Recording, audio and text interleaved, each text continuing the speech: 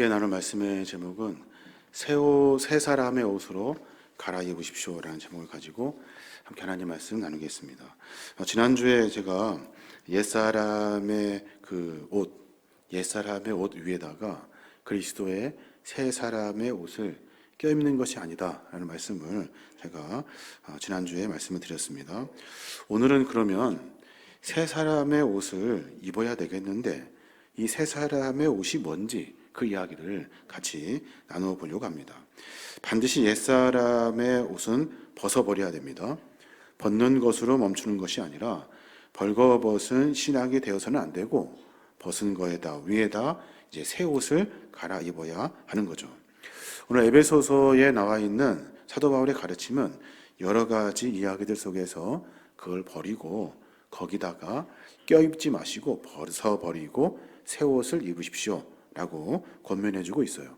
그 내용들을 같이 본문을 통해서 하나씩 확인하면서 우리가 정말 그리스도인으로 신앙인으로 다시 새롭게 출발하는 우리 믿음의 시간이 되었으면 좋겠습니다. 먼저 에베소 4장 25절에 보면 그렇게 말해요. 그런즉 거짓을 버리고 각각 이웃과 더불어 참된 것을 말하라 그래요. 거짓을 버리고 이웃과 더불어 참된 것을 말하라. 우리가 예수님을 믿고 나타나는 현상 중에 가장 먼저 나타나는 현상이 아마도 언어가 바뀐 걸 거예요. 말이 바뀝니다. 욕을 했던 사람이 욕을 하지 않게 되죠. 아마 여러 경험들이 있을 거예요. 저도 마찬가지입니다. 여러 이야기들 속에서 예수 믿으면 이 언어의 습관이 바뀌게 돼요. 욕을 잃어버린 것이 아닌데도 욕이 입 밖으로 나오지 않는 그런 변화의 삶을 만나게 되죠. 어떤 분들은 도저히 신앙의 양심으로 거짓말을 못하게 됩니다. 전에는 그냥 쉽게 거짓말 했거든요. 심심찮게 그냥 쉽게 했어요. 근데 예수를 믿고 난 다음부터는 거짓말을 하지 않게 됩니다. 참 귀한 일이죠. 근데 오늘 본문에 보면 그것만으로는 안 된대요. 그것만으로는 안 된다. 단지 잘못된 언어의 옷을 벗은 것뿐이에요. 그 언어의 옷을 벗은 것으로 할 일을 다 한 게 아니라 그 대신에 다른 옷을 입어야 한다는 거예요. 거짓과 욕을 끊었다라고 자랑하는 것이 아니라 이제 거짓말을 하지 않고 참된 말을 하게 되었다. 나는 이제 거짓이 아니라 참된 말을 한다. 이 새 옷을 입어야 한다는 거예요. 그 본문의 이야기가 계속해서 반복되고 있어요. 25절 다시 보면 그런즉 거짓을 버리고 대신 이웃과 더불어 참된 것을 말하라 그래요. 이것이 바로 진정한 회개이죠. 나는 이제 거짓말 안 해. 여기에서 그쳐서는 안 된다는 거예요. 그것을 뛰어넘어서 한 단계 더 전진해서 참된 것을 말할 수 있어야 한다 하는 거죠. 또 하나는 또 분에 대해서 이야기해요. 분에 대해서 26절 말씀인데 분을 내어도 죄를 짓지 말며 해가 지도록 분을 품지 말고 그래요. 분을 내어도 죄를 짓지 말래요. 이 말은 분이 날 때 있죠. 그때 분을 밖으로 내뱉지 마라. 분을 참아라 라는 말입니다. 거기에서 한 단계 더 넘어가서 해가 지도록 분을 품지 말고 그래요. 해가 지도록 분을 품지 말래요. 저녁이 오면 그 눌러놓았던 분을 잠자리에 들려고 하면 그게 스물스물 올라오기 시작합니다. 기독교 우리가 신앙으로 믿음 안에서 예수를 믿게 되면 분에 대해서, 화에 대해서 많이 참는 일이 생깁니다. 근데 못 참는 것이 하나 있죠. 이 분이 마음속에 들어옵니다. 그래서 이 마음속에 분을 품고 살아요. 품고. 우리는 화날 일이 많습니다. 예수 믿는 것 때문에 화를 내지 않고 참는 경우 이것도 역시 잘하는 일입니다. 성경은 거기에서 그치지 말래요. 네 안에 분이 있는가? 네가 분을 품고 있는가? 한번 생각해 보라는 거예요. 품고 있다고 하면 멈추는 것, 화를 내지 않는 것을 뛰어넘어서 새 옷을 입어야 돼요. 분을 품지 않는 거예요. 분을 품지 않는 것. 예수님을 믿기 전에 여러분이 낮에 일하다가 화날 일이 생기면 그때 화를 막 냈다고요. 근데 예수 믿게 된 후에 화를 내기보다 화를 참는 일이 많아지겠죠. 그런데 그 화를 참게 되다 보니까 그 화가 내 속에 들어앉게 되더라는 거예요. 분이 내 안에 품으며 살아요. 참 화를 내지 않은 것도 참 대견스럽고 놀라운 일이에요. 그런데 그러다 보니까 퇴근하고 집에 와서 집안일 마치고 잠자리에 누우면 그 화가, 내 안에 품고 있는 그 화가 스물스물 올라오기 시작하더라는 거예요. 잠이 오지 않고 막 심장이 뜁니다. 그리고 생각해 보면 화풀이를 하려고 저주를 하고 복수를 계획합니다. 그리고 마음으로 혼자 수많은 죄를 짓습니다. 그리고 겨우 잠이 듭니다. 그리고 나서 그 다음날 아침이 되면 똑같이 화는 내지 않지만 그 분을 품으며 살아요. 어떻게 하면 괴롭힐 수 있을까? 어떻게 하면 저 사람을 이길 수 있을까? 어떻게 하면 내 분과 화를 시원하게 해결할 수 있을까? 어떻게 하면 원수를 갚을 수 있을까? 이 분을 품으며 산다는 거예요. 그리스도인들은 분을 참는 것에서 그치지 않고 새 옷을 입어야 돼요. 분을 품지 않으며 삽니다. 성경은 그래서 우리를 잘 알아요. 그래서 바울은 그 에베소 교회 성도들에게 또 우리에게 그렇게 말해요. 낮에는 분을 내지 않아서 남들을 좀 살리십시오. 밤에는 분을 버리십시오. 내 안에 품고 살지 말고 버리십시오. 그래서 여러분 스스로를 살리십시오. 바울이 지금 그 이야기를 하고 있는 거예요. 우리는 분을 참는 수준에서 멈춰서는 안 됩니다. 버릴 수 있어야 돼요. 버린 사람은 오래 살아도 참는 사람은 속병으로 고생하게 되어 있어요. 어떻게 참을 수 있을까요? 어떻게 그 분을 버릴 수 있을까요? 버리는 거예요. 새롭게 시작하는 거예요. 그 다음날 아침에 만나게 되면 분을 품고 사람을 대하는 것이 아니라 마치 새로운 사람을 만나듯이 아무 일 없었듯이 그렇게 분을 품지 않고 만나게 되는 겁니다. 세상 사람들은 분을 버리면 그리고 분을 참으면 박수를 쳐줍니다. 그런데 그리스도인들에게는 성경은 한 단계 더 전진해야 된다고 말하고 있어요. 분을 품지 않고 서로 대하며 사는 겁니다. 생각해 보십시오. 분을 마음에 품으며 살면 어떤 일이 벌어집니까?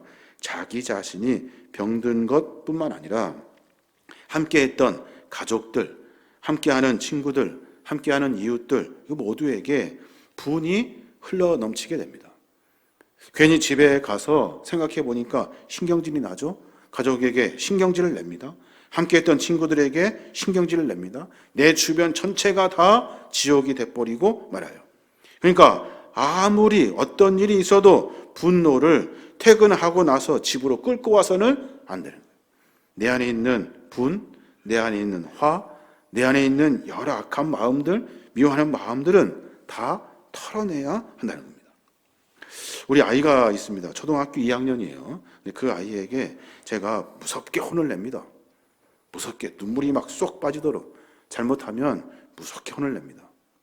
근데 조금만 지나면 금방 아빠하고 친한 척을 하고 안깁니다. 중학교 2학년 딸아이가 있습니다. 중학교 2학년. 근데 이제 2학년 되는데 그 아이는 눈물이 쏙 빠지도록 혼을 내요. 아주 막 혼나죠. 그런데 그 막내 아이보다는 시간이 훨씬 더 오래 걸립니다. 아기가 부르면 막내는 금방 오는데 둘째는 시간이 걸려요. 하루, 이틀이 지나야 돼. 그리고 한참 달래고 얼래고 해야 그제서야 마음을 열어요. 고등학교 1학년 이제 2학년 되는 큰딸 아이가 있습니다. 훨씬 더 오래 걸립니다. 훨씬 더. 일주일도 넘고요. 보름도 넘어요. 삐져가지고. 어른들은 어떨까요? 어른들은 한 달입니까? 아니요. 6개월, 1년, 2년 갑니다. 그 분을 털어내지를 못해요. 성경은 우리에게 어린아이와 같아야 된다라고 설명합니다. 어린아이와 같이 털어낼 수 있어야 돼요. 털어낼 수. 그래야 새로운 삶을 살게 됩니다. 바울은 에베소 교회 성도들에게 그 이야기를 하고 있는 거예요. 여러분, 다툴 수 있습니다. 싸울 수 있습니다. 그런데 분을 품고 살지 마십시오. 그러면 어떻게 되냐면 분을 버리지 않으면, 품고 살면 마귀가 그 틈으로 들어온대요. 에베소 4장 27절 말씀인데 마귀에게 틈을 주지 말라 그래요. 분을 품고 사면 마귀에게 틈을 주게 된대요. 현대어 성경으로 다시 보면 그렇지 않으면 마귀에게 기회를 주게 됩니다 라고 말해요.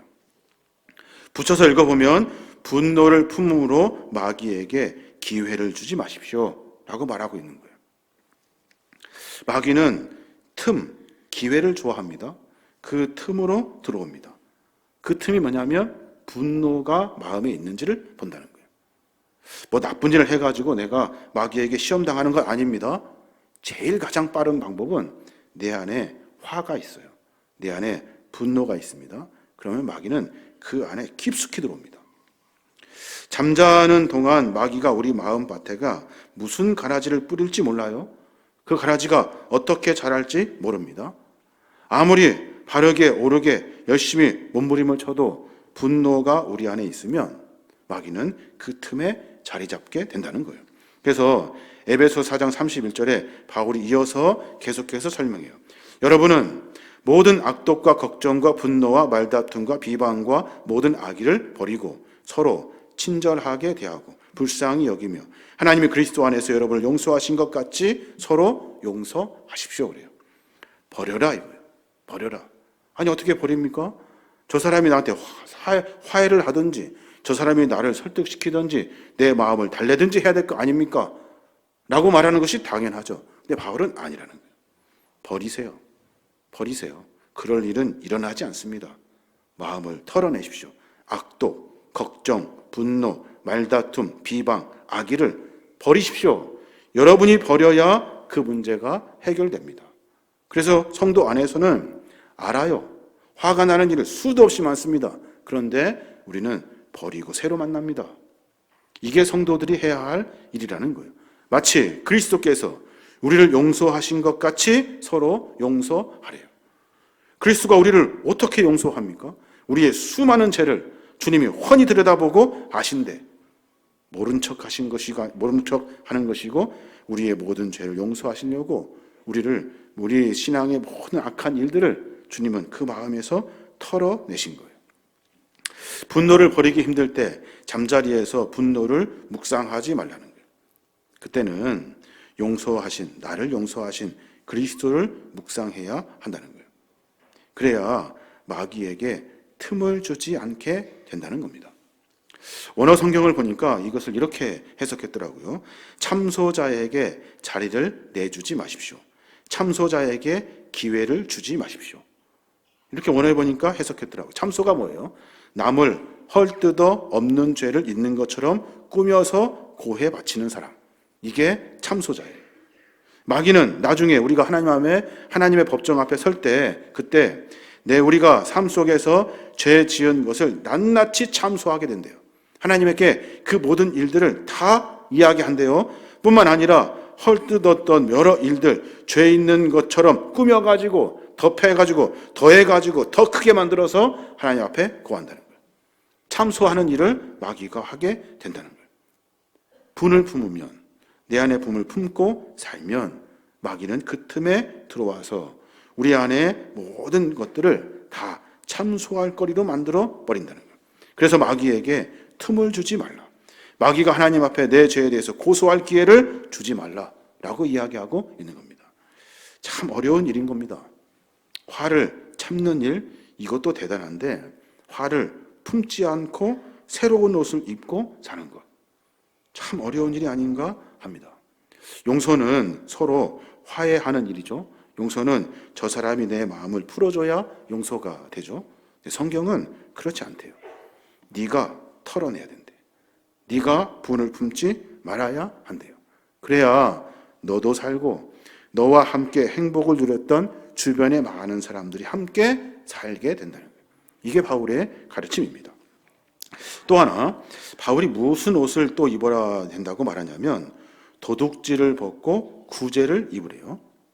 에베소 4장 28절에 보면 도둑질하는 자는 다시 도둑질하지 말고 돌이켜 가난한 자에게 구제할 수 있도록 자기 손으로 수고하여 선한 일을 하라 그래요. 예수 믿기 전에 내가 도둑질 했습니다. 슬쩍슬쩍 감추고 훔치고 하는 일들 많이 있었습니다. 예수 믿고 난 다음에 그런 거 하지 않습니다. 하지 않아요. 거기에서 그쳐서는 안 된다는 거예요. 그 옷을 다 벗었으면 새 옷을 입어야 돼요. 그 새 옷은 뭐냐면 도둑질 했다면 이제 남을 구제하도록 하여라. 내가 남의 거 훔쳤다면 하지 않는 것에서 그치는 것이 아니라 이제는 남을 도와주어라 라고 말하고 있는 거예요.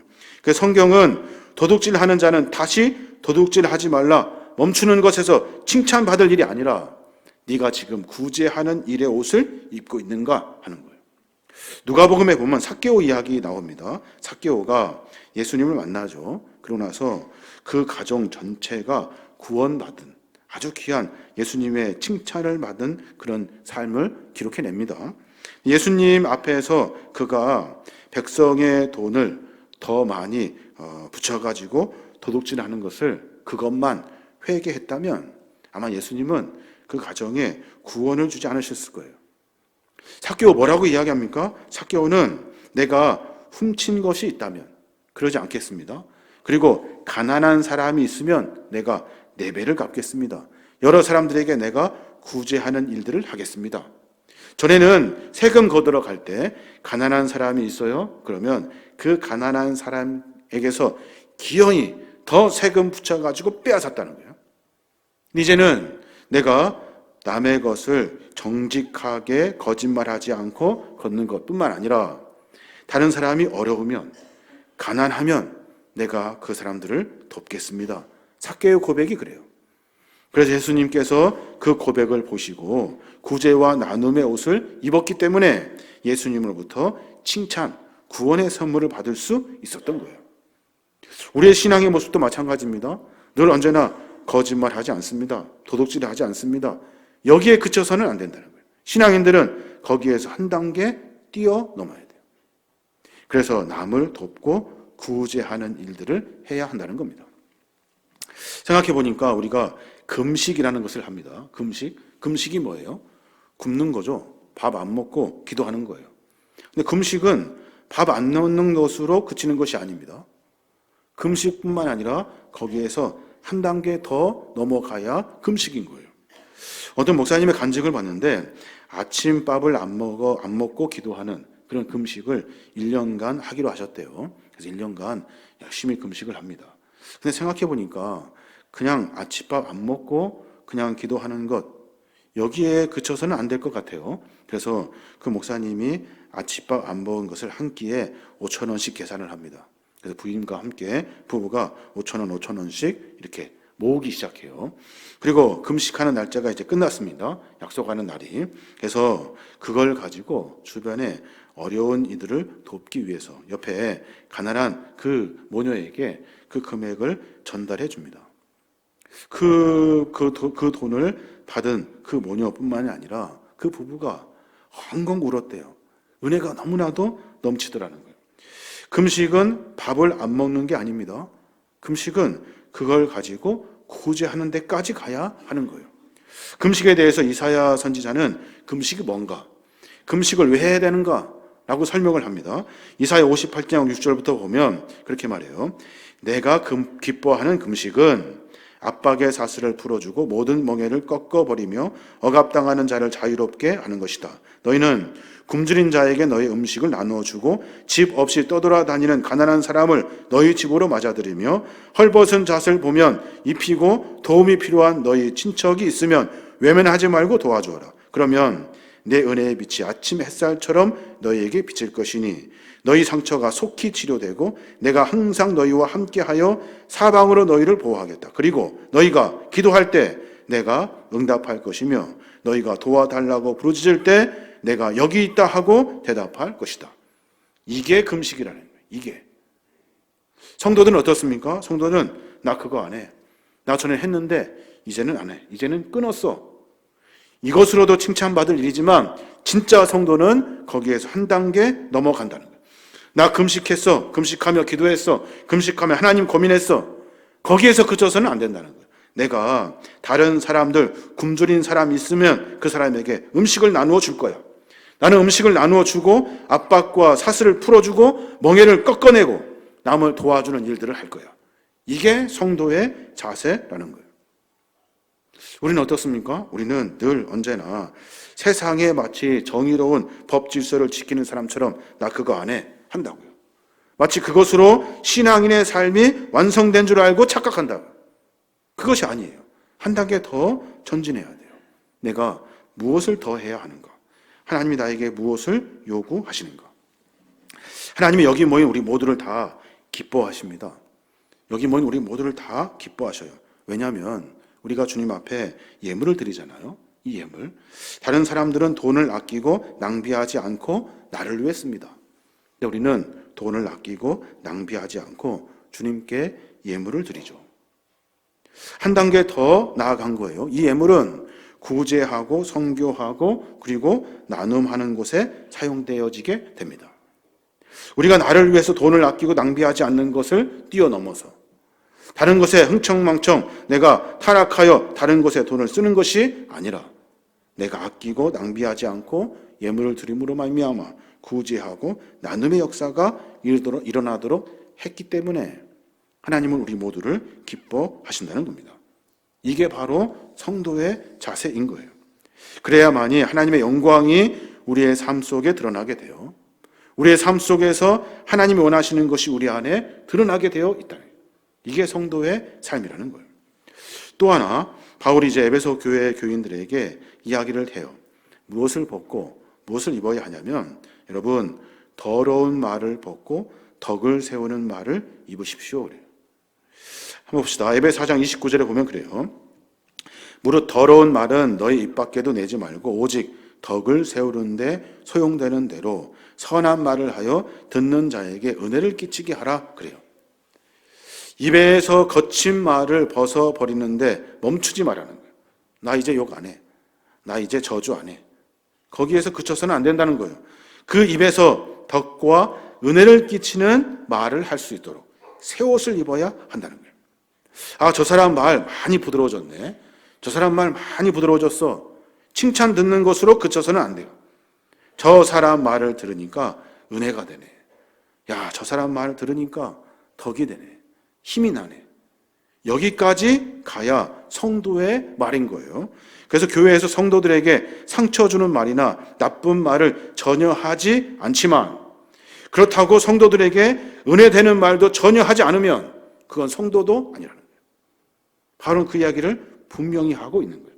우리 입술에는 하지 않는 것 아니라 해야 한다는 거예요. 덕과 은혜의 말을 해야 한다는 거예요. 이게 성도의 말이라는 거예요. 하나님 우리를 나쁜 말 안 하는 사람으로 부르신 것이 아니에요. 하나님 우리를 부르실 때 은혜로운 말을 사용하도록 하나님 우리에게 우리 입술을 통해서 은혜로운 말, 덕스러운 말을 하도록 우리를 불러주신 거예요. 우리가 그러니까 그 이야기를 해주어야 하는 거예요. 골로새서에 보면 바울이 그 말에 대해서 또 한마디를 합니다. 골로새 4장 6절에 보면 그렇게 말해요. 너희 말을 항상 은혜 가운데서 소금으로 마슬렘과 같이 하라. 그리하면 각 사람에게 마땅히 대답할 것을 알리라 그래요. 현대어 성경으로 볼까요? 말은 언제나 친절하고 재치 있게 하십시오. 그러면 각 사람에게 바른 대답을 할 수 있을 것입니다. 말은 어떻게 나가요? 친절하고 재치 있게. 친절하게 하는 거예요. 재치 있게. 그 사람에게 덕이 되도록. 그 사람이 힘을 낼 수 있도록 해주어야 한다는 거예요. 하나님께서 여러분을 그리스도로 부르신 것은 아무 말도 하지 마. 이렇게 해서 부르신 것이 아니에요. 아무 말 하지 않는 존재로 부르신 것이 아니라 그 모임,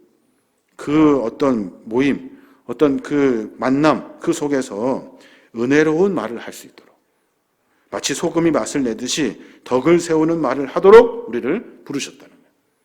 그게 밝아진, 변화된 성도의 모습이라는 겁니다. 그래서 저와 여러분은 은혜의 새 옷을 입어야 돼요. 은혜의 새 옷을.